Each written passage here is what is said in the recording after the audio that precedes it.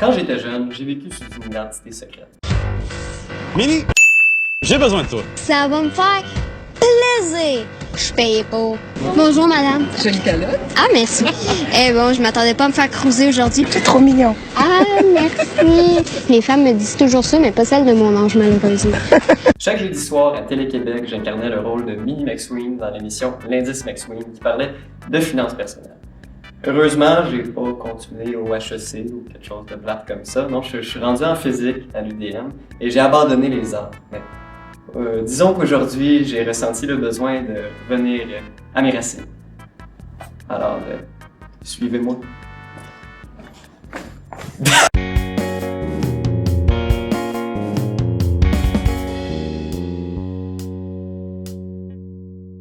Bon, ben, bonjour, M. Haguin, merci de participer. Bonjour, oui. Bonjour, Patrick. Bonjour, merci beaucoup de participer. Je vérifie, c'est pas un vrai micro. Ça, c'est un faux micro.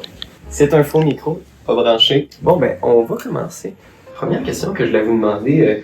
Vous êtes prof ici, mais vous avez aussi étudié ici. C'était comment votre expérience? C'est ça, oui, j'ai étudié de 1995, je pense, à 98 au bac. J'étais en maths physique à l'époque. Puis il y a plusieurs des profs là, qui sont toujours là, qui m'ont enseigné à l'époque, là, comme Richard McKenzie, David London, Richard Lionelli, probablement d'autres là, que j'oublie, mais ouais, c'est ça, oui. Justement, Mackenzie, nous autres, on le connaît bien. On a remarqué dans ses cours qu'il y a des jokes qui répètent souvent. OK. Je me demandais si, à l'époque, il faisait les mêmes blagues. OK, vas-y. Fait quelque chose de stupide en avant, puis ensuite dit ça c'est la méthode McGill.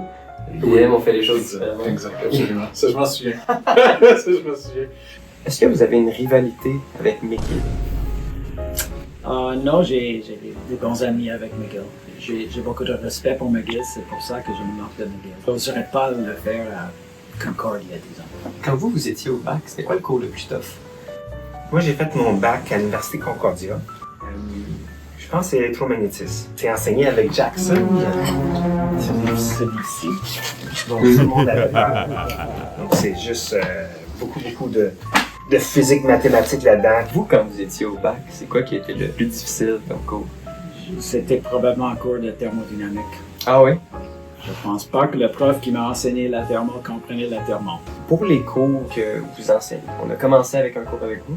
On en a un cette session-ci. Puis ceux qui ont physique ont un autre cours avec vous prochaine session. Qu'est-ce qui vous a fait choisir 3 cours back-à-back avec les mêmes élèves? Ma préférence, c'est les cours de première année. Je trouve que les étudiants sont plus animés, plus de fun en première année qu'en deuxième. Et encore pire en troisième, peut-être. La lueur dans les yeux diminue plus on avance. Un peu. Qu'est-ce qui n'est pas de la matière condensée? C'est ça. Je sais pas, hein? Le plasma. Le thème a évolué. Avant, c'était la physique des métaux. C'est devenu la physique du solide. Puis, à un moment donné, ça a été la physique des cristaux. Puis là, dans les années 60, les gens se sont rendus compte, ben non, on utilise des gels, on utilise plein de choses. Alors, ils ont appelé ça matière condensée, en opposition à peut-être l'astrophysique, là, où ils ne sont pas tellement condensés. Sinon, la matière condensée, pensez-vous que monsieur, madame, tout le monde savent c'est quoi? Non. Non? Aucune idée? Non, c'est ça. Puis même les étudiants au bac, ils savent pas c'est quoi. Dans votre domaine, là, il y a bien des tentatives de vulgarisation. Les étudiants, on arrive au bac, on pense à la théorie des cordes, des trous noirs. Là, on arrive ici à l'université, puis on n'entend plus parler de ces affaires-là. OK. Est-ce que la vulgarisation scientifique est un petit peu déconnectée? Je veux dire, tu sais, le côté plus flyé, là, genre de physique des particules. Ben, dans mon cours de physique subatomique, on en parle. Tu sais, j'essaye d'en parler quand même quand le sujet est disponible. Ce que vous connaissez de ces tentatives de vulgarisation-là rend vraiment justice au domaine de la physique des particules? Je dirais que non. OK, fait que c'est peut-être juste moi qui en parle, selon ce que tu dis. Avant de passer au trou noir, il faut passer par les oscillateurs harmoniques. Exactement, les oscillateurs harmoniques sont partout. On a aussi remarqué qu'il y avait 2 grands pôles à votre recherche, les étoiles naines blanches et les balles de baseball. Oui. Pourquoi cette combinaison? C'est 2 choses complètement différentes. Le baseball, c'est une passion que j'ai depuis que je suis enfant. C'est de la recherche que je fais dans mes temps libres, le soir, en boxeur, dans mon lit, avec mon laptop sur les genoux. Est-ce que vous jouez au baseball? J'ai joué jusqu'à il y a 2 ans, quand j'ai accroché mon gant. À un moment donné, j'ai décidé que j'étais tanné de souffrir. Puis, est-ce que vos connaissances en physique, ça l'aidait à lancer les balles de manière surprenante? quand on comprend le lien entre le mouvement des balles et ben, la rotation, donc oui, il y a un avantage de connaître comment ça fonctionne. Pas un avantage qui s'est manifesté beaucoup sur le terrain, mais Est-ce que vous faites d'autres sports? je joue au hockey cross-country. Êtes-vous sportif? Je l'étais. Vous l'étiez? Oui. Qu'est-ce qui a changé? Je suis vieux. J'ai fait de nombreux marathons. Bien à l'université en vélo autant que possible. J'ai fait un Ironman. Du vélo. Ce qui est alpin, mais depuis que j'ai des enfants, j'en fais un petit peu moins. Mais, J'ai monté la plus grande montagne de l'Amérique du Nord. Ça, je fais de la natation. maintenant, je me consacre plutôt au CrossFit à la place. J'ai fait beaucoup d'escalade, de roches, de falaises, etc. Quelquefois de la natation. Un peu de montagne J'ai déjà longtemps fait du hockey. et aussi de la natation.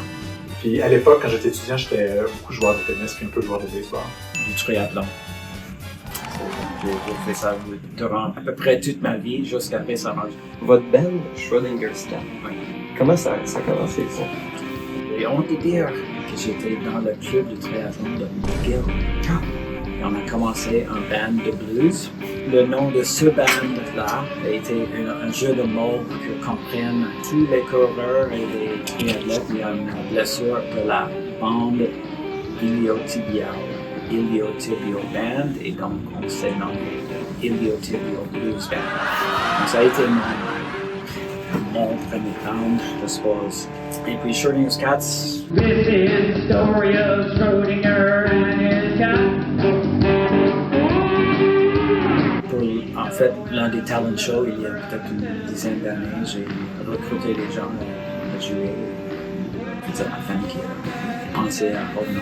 Est-ce que quand vous allez voir les talent shows de physique, toujours en train de regarder c'est qui sont bons avec leurs instruments pour les prochaines itérations des jeux Est-ce que c'est un événement de recrutement pour moi? Ouais. Mais j'ai pas vraiment.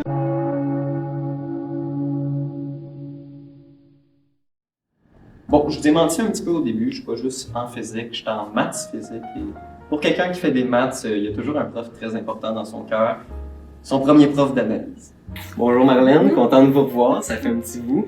Écoutez, les entrevues qu'on a faites jusqu'à date, c'était avec des physiciens, puis on va se le dire, en physique, souvent les démonstrations qui se font en avant sont assez rocambolesques. On est allé voir Marlène, directrice du département de mathématiques. On lui a montré une démarche que vous avez faite pendant un cours, et avant de faire cette approximation-là, il a fait un avertissement.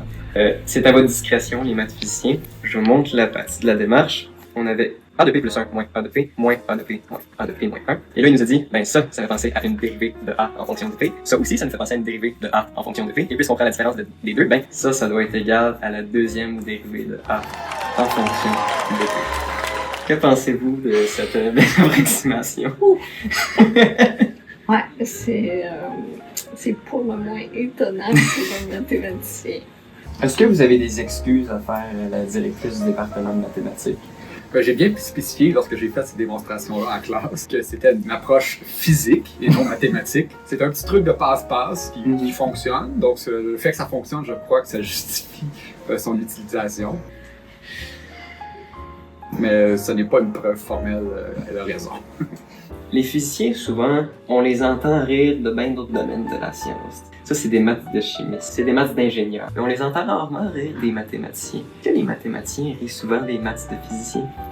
En fait, c'est les deux choses que je t'ai dit. Qui divisent par zéro, puis tout converge. Puis nous, les maths physiciens, ben, on est tout.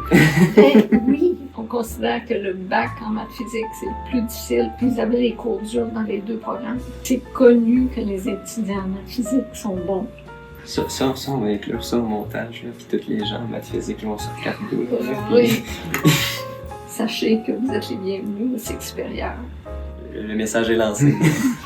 Je pense que ça fait le tour. Merci beaucoup pour votre participation. Merci beaucoup pour votre participation. Ok, ça fait plaisir, ouais. Je pensais que vous m'avez demandé mes notes sur le bac. Maintenant, vous me donnez l'idée. Ben, merci beaucoup.